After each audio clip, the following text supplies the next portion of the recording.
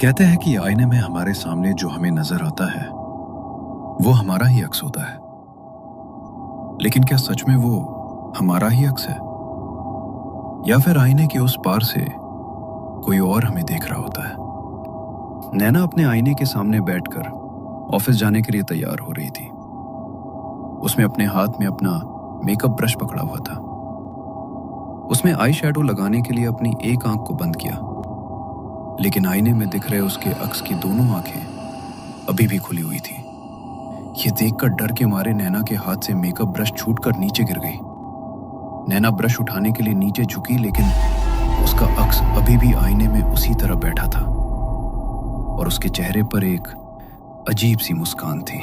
नैना ने जैसे ही नीचे से ब्रश उठाई और आईने में देखा तो उसकी आंखें पूरी तरह काली हो चुकी थी और मुंह से काले रंग की लार टपक रही थी।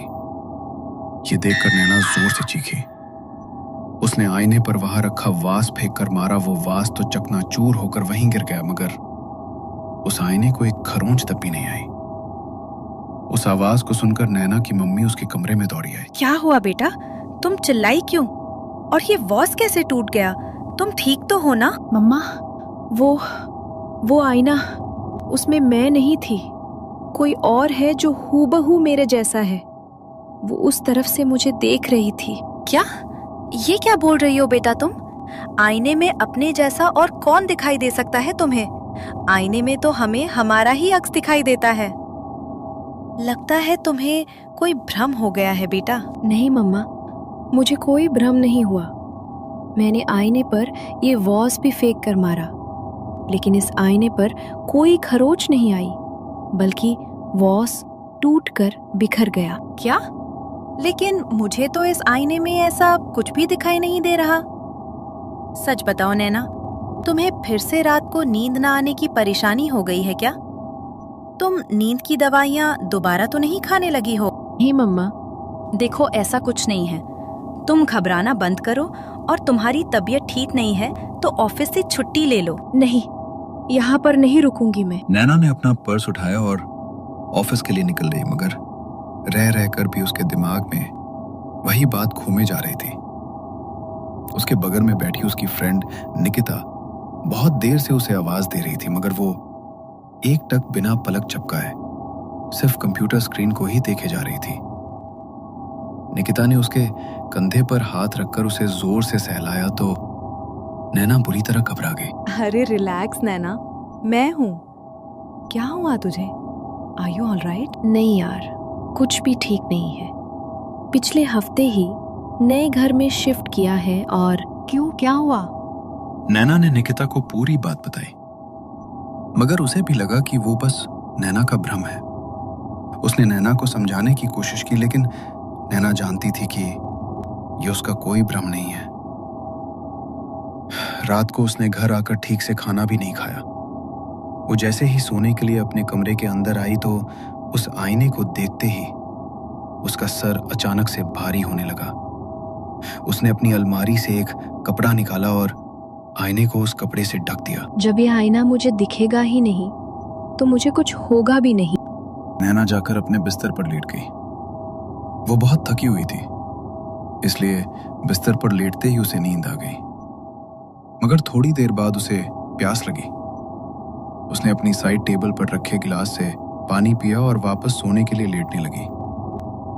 तभी उसका ध्यान सामने आईने की तरफ गया। उसने आईने पर जो कपड़ा ढका हुआ था वो अब आईने पर नहीं था, और अंधेरे में ऐसा लग रहा था जैसे आईने के उस ओर से कोई घूर कर उसे ही देख रहा हो। नैना ने लाइट का स्विच ऑन किया, लेकिन रूम की लाइट फ्लिकर करने लगी। मगर उस फ्लिकर करती हुई लाइट में नैना को आईने के उस पार अपना खड़ा हुआ अक्स दिखाई दिया, जिसका चेहरा बुरी तरह से कटा फटा हुआ था, और वो नैना की ओर देखकर भयानक तरह से मुस्कुरा रही थी। क्या हुआ, डर गई? लेकिन ये तो बस शुरुआत है। धीरे धीरे तू पूरी तरह मेरे अंदर समा जाएगी और उस दुनिया में कुछ बचेगा तो सिर्फ तेरा शरीर। जोर से चीखती हुई कमरे से बाहर भागी और अपने मम्मी पापा के कमरे का दरवाजा खटखटाने लगी। उसके पापा ने जैसे ही कमरे का दरवाजा खोला तो उसने जल्दी से कमरे के अंदर जाकर दरवाजा अंदर से बंद कर लिया। वो बुरी तरह हाफ रही थी और डर के मारे उसका पूरा शरीर पसीने से भीग चुका था। बेटा, क्या हो गया तुम्हें? ये क्या हाल बना लिया है तुमने अपना? मुझे उस रूम में नहीं जाना पापा। अगर मैं वहां गई तो वो मुझे मार देगी। मुझे मार देगी वो पापा। क्या? कौन मार देगा तुम्हें? बेटा, तुम अब भी वही बात अपने मन में लेकर बैठी हो। कुछ दिनों बाद तुम्हारी सगाई है। अगर कोई आलतू फालतू दवाइयाँ खानी शुरू की हैं तुमने तो प्लीज बंद कर दो, क्योंकि उसका असर तुम पर बहुत बुरी तरह हो रहा है। नैना अक्सर ही छोटी छोटी स्ट्रेस और टेंशन के लिए भी दवाइयाँ लिया करती थी, इसलिए उसके मम्मी पापा को लगा कि वो अभी भी वो दवाइयाँ खा रही है। लेकिन उन्हें अंदाजा भी नहीं था कि नैना कितनी बड़ी मुसीबत में फंस चुकी है। अगली सुबह नैना जब ऑफिस के लिए तैयार हुई तो उसका बॉयफ्रेंड ध्रुव घर पर उससे मिलने के लिए आ गया। मगर ध्रुव को देखकर उसके चेहरे पर एक अजीब सी चिंता छा गई। अरे क्या बात है, वैसे तो मुझे देखकर तुम हमेशा इतनी खुश हो जाती हो और आज ऐसा एक्सप्रेशन जैसे तो तुम मुझे देखना ही नहीं चाहती। ना, नहीं, ऐसा कुछ नहीं है। लेकिन तुम इतनी सुबह सुबह यहाँ पर? बहुत दिन से हम मिले नहीं थे तो सोचा आज तुम्हें शॉपिंग पर ले जाता हूँ। वैसे भी सगाई बहुत पास है, चलो आज शॉपिंग पर चलते हैं। नैना के चेहरे से लग रहा था जैसे वो ध्रुव के साथ जाना ही नहीं चाहती है, लेकिन फिर भी वो तैयार होकर उसके साथ घर से निकल रही। पूरे दिन वो ध्रुव के साथ घूमती रही, लेकिन ना तो उसने कुछ शॉपिंग की और ना ही उसने कुछ खाया पिया। ध्रुव बहुत ही गुस्से में था। उसने पार्किंग लॉट से गाड़ी बाहर निकाली, तभी उसका ध्यान गाड़ी के रियर मिरर पर पड़ा। नैना बिना पलक झपकाए खुद को आईने में घूरती जा रही थी और उसके चेहरे पर एक अजीब सी मुस्कुराहट थी। शादी करेगा तू इससे, लेकिन मैं ऐसा होने नहीं दूंगी। शादी से पहले ही मार दूंगी इसे।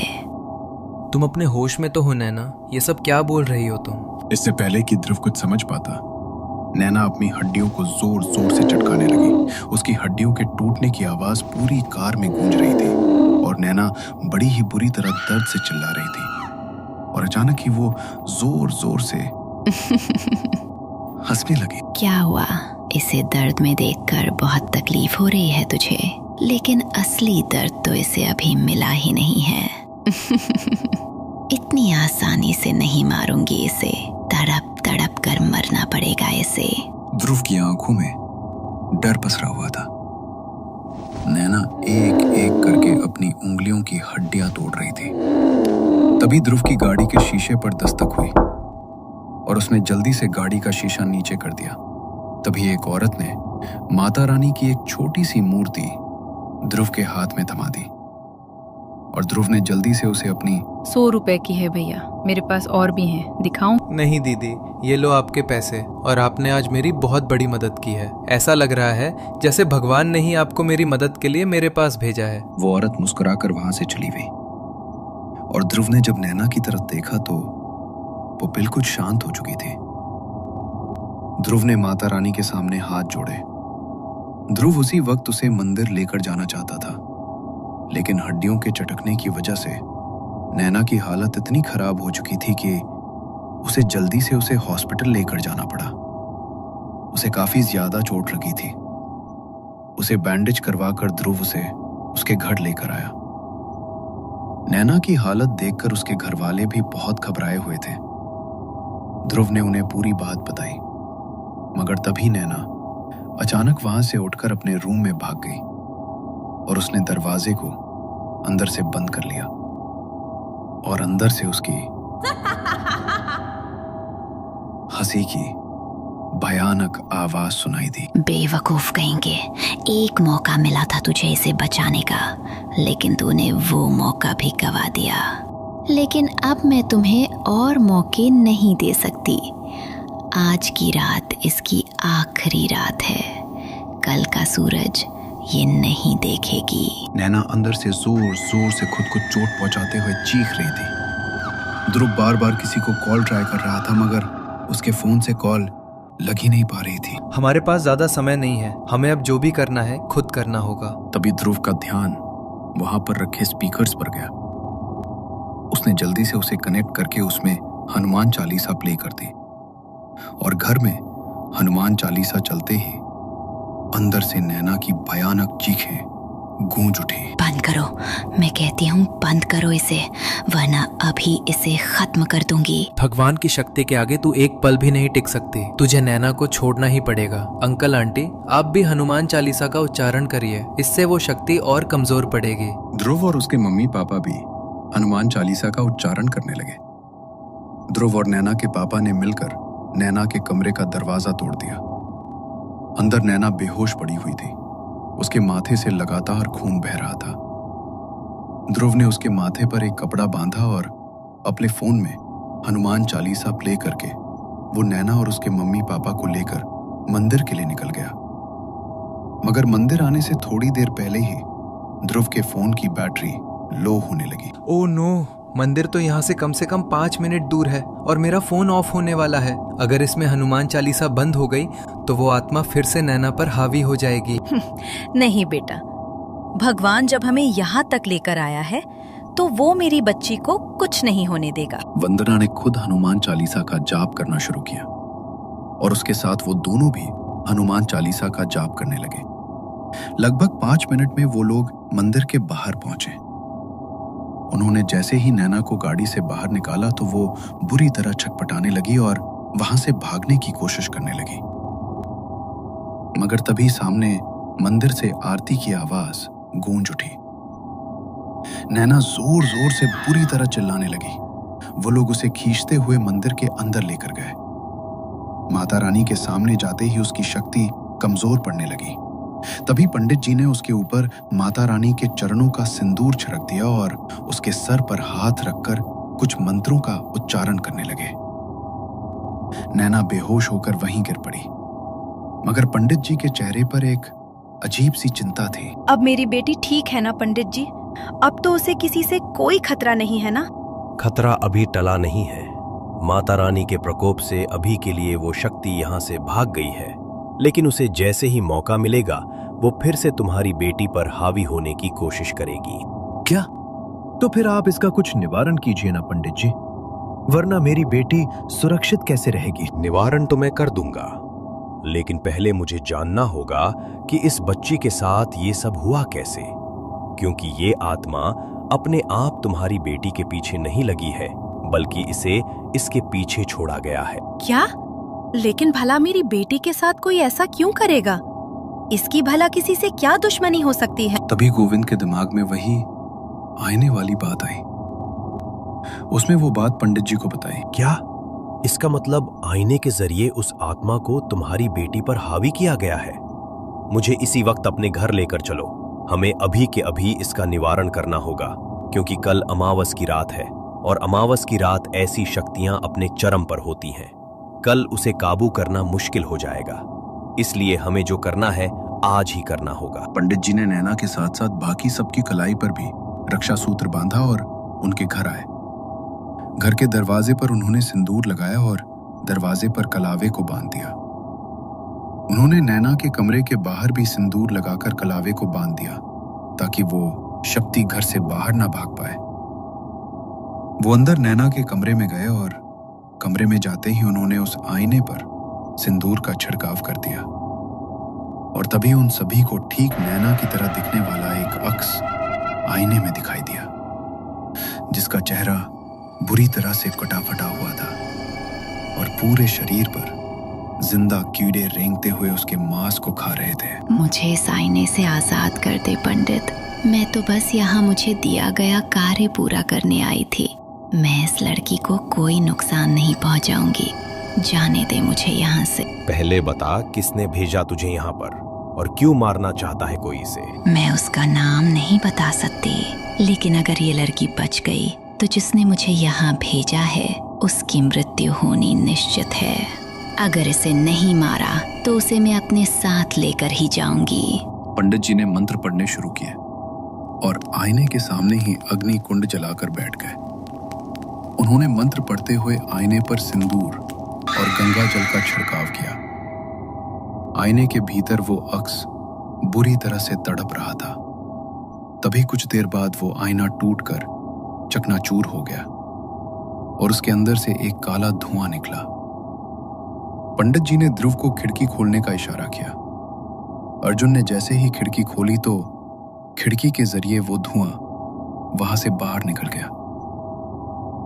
2 दिन बाद नैना की तबीयत में भी अब काफी सुधार आ चुका था। तभी उसके फोन पर उसकी दोस्त निकिता की कॉल आई और उसने बताया कि उनके ऑफिस में जॉब करने वाले अनिमेश की बड़े ही अजीब तरीके से मौत हो गई है। उसके पूरे शरीर में कांच के टुकड़े चुभे हुए थे, जबकि उसके कमरे में कोई आईना था ही नहीं। ये बात सुनते ही नैना सब कुछ समझ गई और उसने ध्रुव को भी ये बात बताई। इसका मतलब मेरे साथ ये सब करने वाला कोई और नहीं बल्कि अनिमेश ही था। मुझे हमेशा दोस्त कहा तूने, कभी मेरे प्यार को देखा ही नहीं। उस ध्रुव से शादी करनी है ना तुझे, लेकिन मैं ऐसा कभी होने नहीं दूंगा। अगर तू मेरी नहीं हुई तो मैं तुझे किसी और की भी नहीं होने दूंगा। खत्म कर दूंगा मैं तुझे। अनिमेश के मन में क्या था वो नैना कभी जानती ही नहीं थी।